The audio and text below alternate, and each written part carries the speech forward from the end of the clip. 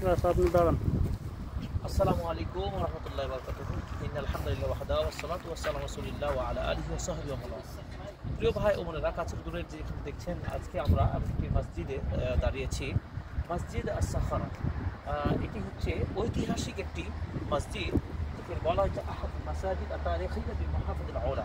আল উলা শহরের ঐতিহাসিক যে প্রাচীন মসজিদগুলোর একটি অন্যতম মসজিদ।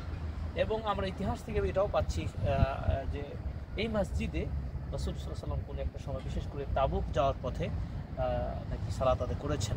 তো ঐতিহাসিক মসজিদ আমরা দাঁড়িয়েছি এবং দেখতে পাচ্ছেন সেই অবকাঠামো, একবারে পাথরের তৈরি মসজিদ।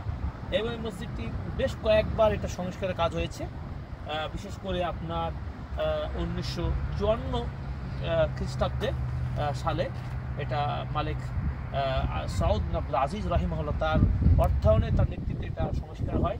এরপরে সর্বশেষ সংস্কার হয় 2002 সালে, যেটি আপনার সুলতান সালমান বিন আব্দুল আজিজ আল সাউদ তার নেতৃত্বে এটা সংস্কার হয়।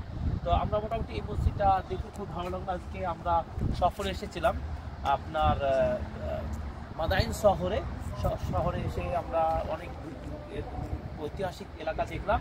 সাথে সাথে আমরা দেখতে পাচ্ছি যে মসজিদ আস-সাখারা একটা ঐতিহাসিক মসজিদ। আলহামদুলিল্লাহ, আজকে সফরটা আল্লাহ তাআলা যেন কল্যাণ বরকতময় করেন। আমরা আজকের সফরতে অনেক কিছু পেয়েছি। সাথে সাথে দেখতে পাচ্ছি পাহাড়ের মতো উঁচু পাহাড়, কিন্তু এটিও আমরা স্থানীয় আলেমদের নিকট থেকে জানতে পারলাম যে রাসূল সাল্লাল্লাহু আলাইহি ওয়াসাল্লাম বিশিষ্ট সাহাবী মুসা বিন হুসাইন রাদিয়াল্লাহু তাআলা আনহু দুপুর ব্যবহার করতেন। আমার সাইডে রয়েছে, সামনে দিকে সিঁড়ি করা আছে। আলহামদুলিল্লাহ, আমরা মসজিদটা দেখতে পাচ্ছি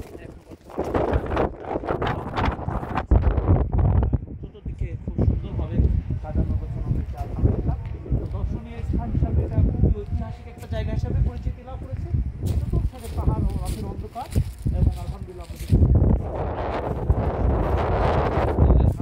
আর হয়তো কখনো আসা হবে জানি না, আমরা তো যে আমরা সুন্দর দর্শন স্থানগুলো দেখার সুযোগ পেলাম। আলহামদুলিল্লাহ।